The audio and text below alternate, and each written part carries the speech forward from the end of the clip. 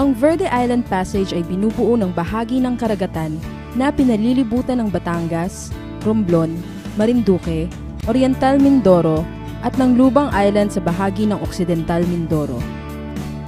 Sa Verde Island Passage naitala ang pinakamaraming uri ng isda sa buong mundo, pati na rin ang napakaraming uri ng iba pang yamang dagat. Ng tanigi, ang talakitok, galunggong, tulingan, pusit, blue marlin, yellowfin, flying fish, maya-maya, lapu-lapu, tuna, tapas, uyog, yung mga itingan niya. Salab, dilat, dilis, ingles, alimungan, Lugso, silay, lobster, yung ulang kung tawagin. Ang mga biyaya ng dagat na ito ay dulot sa atin ng mga malulusog pang bahura, bakawan at isayan na nagsisilbing kublihan ng mga isda at iba pang yamang dagat.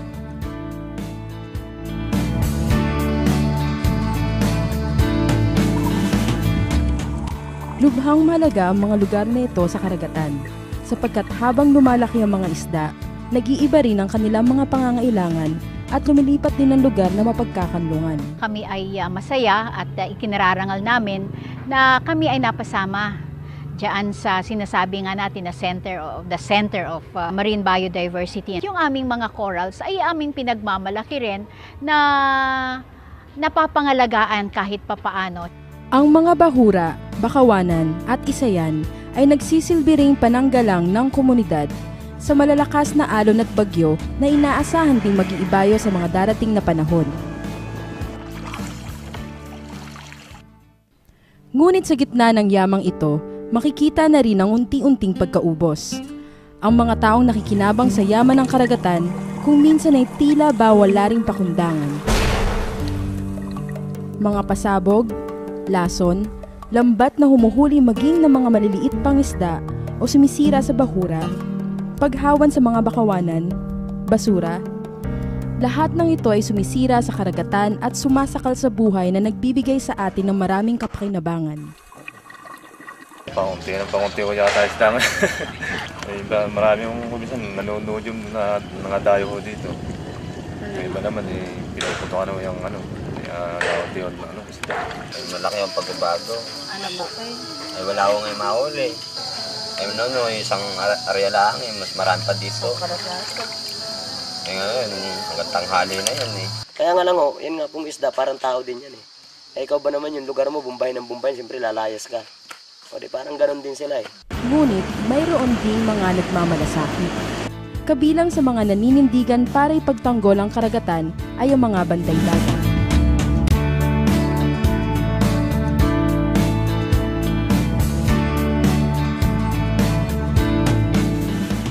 Bantay dagat kami para sa law enforcement, para ma-maintain namin yung aming municipal water na free sa mga illegal fisher at saka mga kung anong mga dayuhan na nangingisda sa amin. Bakit po kayo sumali sa bantay dagat? Dahil galit talaga ako sa nag-illegal. Ay dahil namulat nga ako ng pamamalakaya na namumuhay ako ng legal. Na dadating sila diyan. Ganon sila kadaming huli, magyayabang pa sa katulad naming Basta against ako sa illegal noong pa man. Kaya naman ako nag-volunteer din dahil nga ako mangingisda. Gusto ko talagang maalagaan din ang dagat dahil siyempre dyan ako nakuha na kinabubuhay. Eh kung pababayaan namin lang sa mga dayuhan yan, kawawa naman kami. Mahirap at kung minsan ay mapanganib ang trabaho ng bantay dagat. Ngunit sa ilang taon din nilang pagbabantay, may nakikita na rin silang kapakinabangan. Medyo gumaganda na po yung palibasa po medyo nasupo po namin yung mga violators. Kunti na rin po yung hindi na katulad nung una. Halos yearly po nababawasan yung nahuhuli namin na violators. Kaya medyo dumadami na po yung isda. Sa isla ng Lubang, kaakibat ng pagbabantay, itinataguyod rin ng pamunuan at komunidad ang pangangalaga sa karagatan sa pamamagitan ng mga Marine Protected Areas o MPAs. Meron po tayong mga iba't ibang klaseng MPA. Unang-una yung NTC o No Take Zone. Sa no-take zone, doon maliwanag doon, no-take, ibig sabihin, bawal kumuha ng kahit na anong nilalang ng dagat o yamang dagat na may buhay. Bawal. Basta lahat na makaka-distract sa natural na ano ng karagatan ng mga nakatira doon, ecosystem. Ito naman sa FMA, Fishery Management Area, yun naman yung mga regulated naman. Control naman natin kung meron na tayong mga pinapahintulutan at hindi pinahihintulutan ng mga fishing gear. Ang patakaran dito ay pumapaloob sa dalawang munisipyo at ito nga marine protected area na ito ay sa tingin ko ay isa sa nagkaroon ng malaking bahagi dito sa Isla ng Lubang sapagkat natutunan ng mga tao at ng mga namumuno yung kung paano ipipreserve natin ang dagat. Ang mga marine protected areas ay mga katangi-tanging bahagi ng karagatan na siyang pinangangalagaan upang magsilbing kanlungan at pangitlugan ng mga isda at iba pang yamang dagat. Mga lugar kung saan ang mga isda ay malayang makakapagparami at ang mga bahura ay maproprotektahan laban sa pagkasira.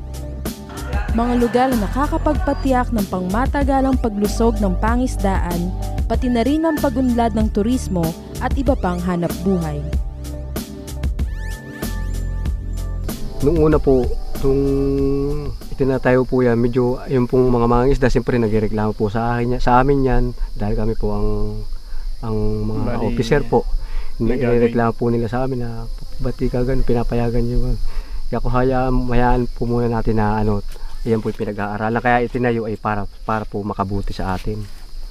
Para sa akin, maganda yun. Kasi nga, magbabakante yung dagat, dadami ang isda. Hindi siya basta-basta mauubos. Kaya kahit siguro tumagal ng ilang panahon, hindi kami mauubusan ng isda dito sa Lubang. Lalo na kung may gano'n ng NPA.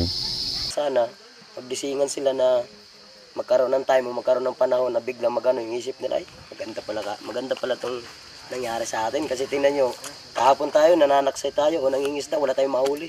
Pero ilang taon lang na ganito, saglit lang tayo, marami tayong nahuli. Dahil nga sa marine protected area na may hindi nabubulabog yung isda, kaya nagiging maraming isda. Kaya mas maganda rin yung ganun nga. Pabor sa mga mangingisda yun kung nakakaintindi nga yung iba. Malaking hamon para sa komunidad at pamunuan ng Lubang at Luok ang pangangalaga sa mga marine protected areas. At handa nilang harapin ito.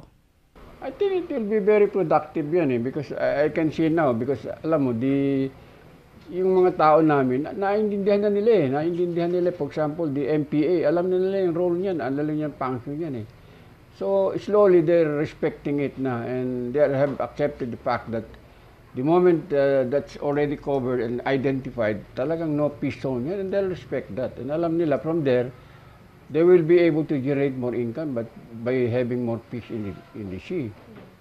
Because yan ang magiging parang hatching area So yan, naiintindihan na nila and yun ang maganda dun Sa maraming lugar sa Pilipinas, nararamdaman na ang kagutuman at kahirapan na siyang katapat ng sirang kalikasan.